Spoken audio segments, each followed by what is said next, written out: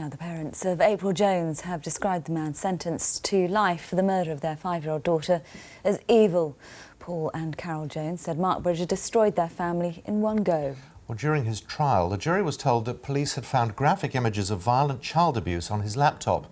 The case has led to increased demands for internet companies to make controls much tougher. Well, John Carr has acted as an advisor to the government on internet safety. He says search engines such as Google need to step up their approach. The internet industry needs to step up and do a lot more to stop guys like Stuart Hazel and Mark Bridger getting to these images in the first place.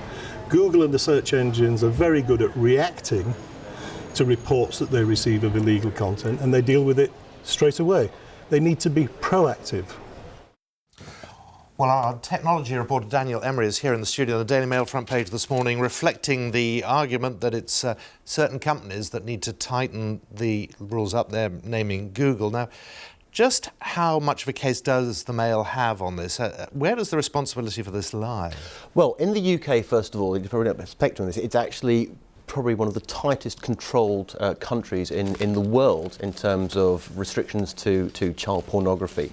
There's a list provided by the Internet Watch Foundation, who I believe we're going to be talking to later on today, and that list is then circulated to all the internet service providers, and they basically put a bar on accessing these sites through a program called Clean Feed or Webminder, which basically means when you log onto your computer at home and if you try and find these sites, you just can't get to them. So it's pretty locked down in the UK already. Google makes the point that if they're alerted to any of these sites, that they'll block them immediately, but it's that they can't possibly control everything that goes on. No, they can't. Google are basically a search engine, and they will search for terms, and also words can be hidden in other words. In terms of the responsibility for blocking it, the government says it's down to the internet service providers, and certainly the internet service providers, when it comes to things like child porn, have all come on board with the Internet Watch Foundation and do restrict access to these sites.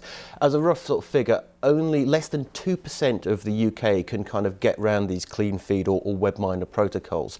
And the people that do actually... You see, you've lost me already. Yeah. So what does that mean? If you're someone like Mark Bridger who's intent on finding something... If you're intent on finding this, you will find it anyway, because most of the child porn images are not actually accessed through search engines like Google. They're through what's known as peer-to-peer file sharing programs, in the same way that films and music is shared through copyright violations. That's also the same principle that these guys share their images. It's more to block someone who just, either a child who types in the phrase or someone with a, I use the phrase passing interest, respectively, who just types it in. It won't just pop up on the Google search. Right. Now, there's a 1%, 1% of these sites are hosted in the UK, which would reflect what you were saying earlier, that the restrictions here are pretty tight. Where are most of these sites? The majority of these sites that host the child porn stuff are in America and run by cyber criminals, and they're kind of moved around from servers to servers to servers. America also sort of cracks down as well, because it's not legal there either, but America's got such a big infrastructure that you can kind of move this stuff around. And obviously the police and the authorities are always chasing where the software was, and obviously if they get moved around, you are chasing data within the internet, and so ultimately you are kind of following a trail rather than sort of laying a trap for them. But people do lay traps for them. There are a lot of, I would describe them as internet vigilantes, that go around and find these guys that are sharing and hosting child porn and track them down, because the majority of the images are actually quite old. They've been around in circulation for a while. So many people fingerprint them and then follow the movement of them, and that way you can find new people that host child porn and new offenders. OK, now what about the calls that there have been this morning for companies like Google and others to have put locks on anybody who tries to see any pornography at all? I mean, how possible is that? That's a very ethical question, and this issue has come up a few times. It came up in 2003 when Jane Longhurst was murdered by a gentleman called Graham Coots, who had an obsession with internet porn, and the issue first arose in the 1990s when the police came up with a list of sites that they wanted internet service providers to ban.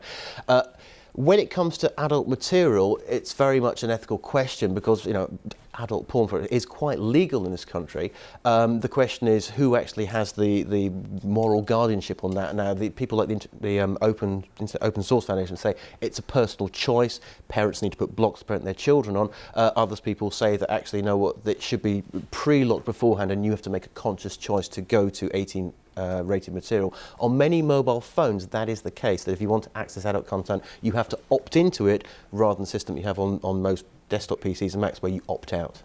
Daniel, thank you very much, Daniel Emery.